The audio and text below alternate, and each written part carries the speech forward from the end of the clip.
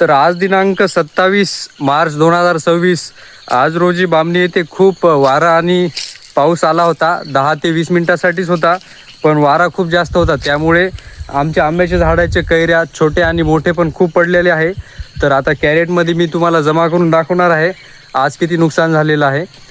तर एका झाडाचे मी वेचले तर बघा, हे बघू शकता तुम्ही, एवढे झालेले आहे.